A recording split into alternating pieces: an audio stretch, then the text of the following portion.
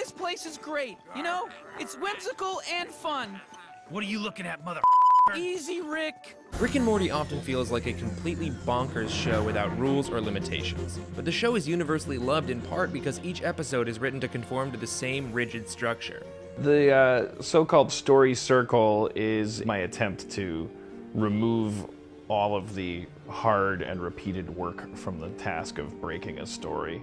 Co-creator Dan Harmon based his 8-part story circle off the legendary Hero's Journey, or monomyth, by Joseph Campbell. But just how closely do the episodes fit?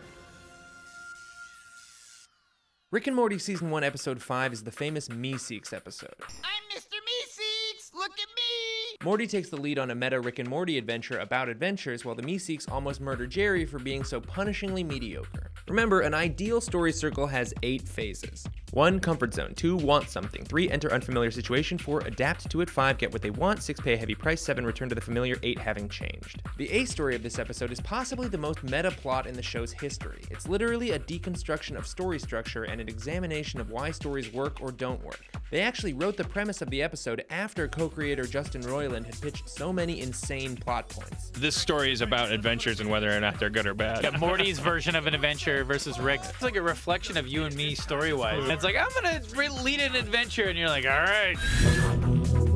Comfort zone. Rick and Morty in the garage. Want something. Morty is so sick of Rick's dangerous adventures that he wants to lead his own. So they make a bet and enter an unfamiliar situation of Morty leading his own adventure in a magical land. He adapts to it by rolling with the punches of an unfocused adventure without very many clear takeaways, all the while fighting with Rick over what constitutes a good adventure. Adventures have conflict. Deal with it. Eventually, he gets what he wants, a real adventure with villains, stakes, and conflict, but pays a heavy price when he's assaulted by Mr. Jellybean in the bathroom of the Thirsty Step and almost beats him to death. In the same episode as he meets Mr. Booby Buyer and the Slippery Stare. It's a huge tonal shift from the rest of the episode and really solidifies the concept of adventures as being chaotic, unpredictable, and uncontrollable.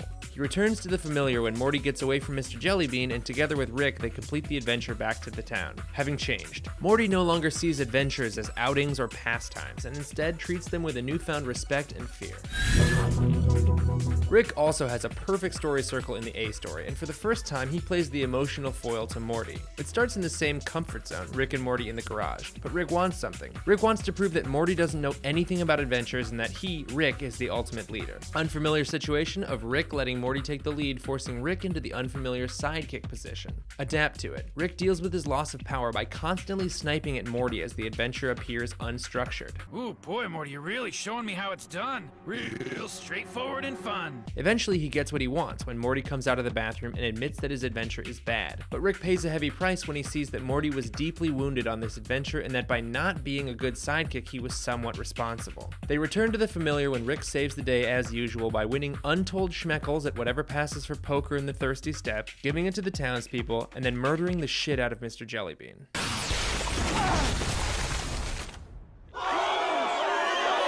Having changed. For the first time, we really start to see Rick's love of his grandson, Morty. He'll deny it in later episodes, but certainly he's had some sort of change of heart here. The series is got a little bit of that.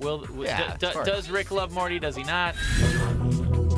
Jerry's circle is another be careful what you wish for story, but we do see Jerry becoming slightly more of a man, so he's not completely hopeless. Comfort zone, Jerry at home. Want something, Jerry and the family want Rick to solve their problems with some kind of invention. And just like in episodes 2 and 4 of this season, Jerry skips the enter unfamiliar situation and adapt to it phase, and goes straight to the get what he wants when Rick gives Jerry a Mr. Meeseeks. When a character skips over the enter unfamiliar situation and adapt to it, and immediately gets what they want without having to build themselves up at all, the pay a heavy price phase always gets a lot bigger and a lot worse. Jerry pays a heavy price when his Meeseeks mutiny on him and try to murder him while he's out trying to salvage his marriage. What the fuck is going on? They even threaten to murder innocent people in the restaurant, and Jerry breaks down due to his crippling mediocrity. It's only when Beth forces him to act like a man that he's able to complete 2 small golf tasks and the Meeseeks disappear, allowing the family to return to the familiar. Having changed, Jerry has a stronger relationship with Beth and realizes the error of wanting a Meeseeks to do his work for him.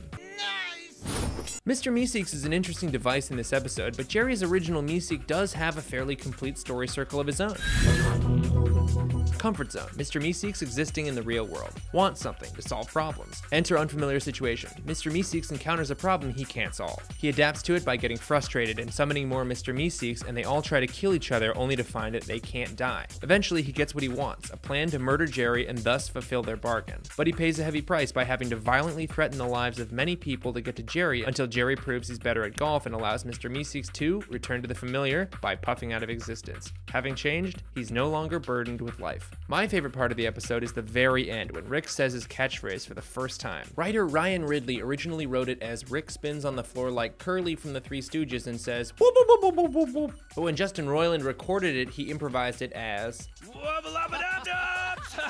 yeah! I love the absolute comedic genius of Justin Roiland. He's just so perfectly off the rails all the time and has this incredible ability to just improvise things that become genuine cultural phenomena.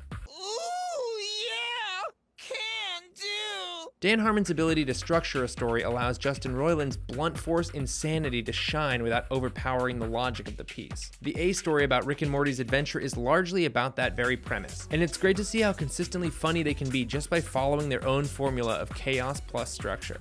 Okay, that's it. Go ahead and watch the next episode, or text a friend you haven't talked to in a while. Or don't. I'm not your dang mommy. I love you and I fear you. Bye. See you next week, everybody. Don't get it.